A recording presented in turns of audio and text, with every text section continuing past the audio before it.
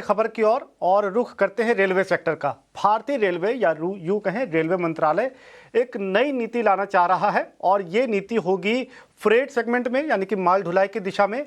और जिस सेक्टर को ये स्पेसिफिक रहेगी वो है ऑटो और स्टील सेक्टर।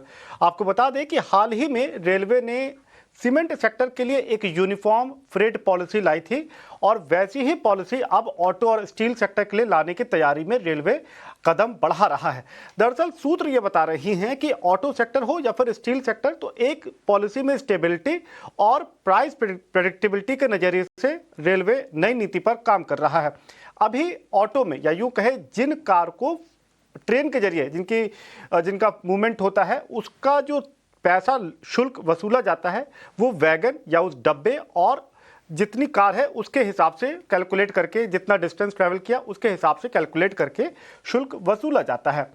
जो नई नीति के तहत रेलवे तैयारी कर रही है उसमें वैगन कितने किलोमीटर की यात्रा करता है ट्रांसपोर्टेशन के लिहाज से, उसके बेसिस पे ये कैलकुलेट किया जाएगा। ठीक ऐसी ही पॉलिसी स्टील सेक्टर के लिए भी लाने की तैयारी है, यानी कि जितना टन और जितने किलोमीटर की यात्रा होगी उसके हिसाब से एक शुल्क वसूला जाएगा।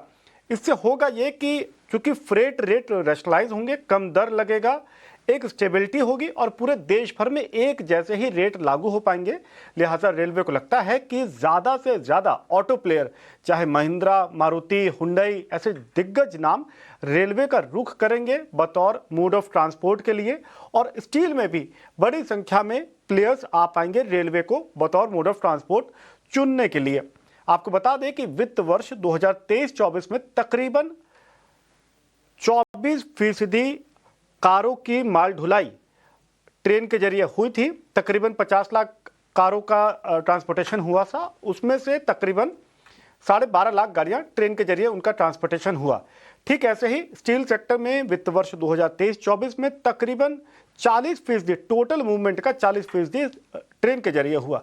इस परसेंटेज को रेलवे बढ़ाना चाहती है और लक्ष्य यही है कि साल 2030 तक फ्रेट के जरिए जो आमदनी है वो नए रिकॉर्ड स्तर पर पहुंच सके।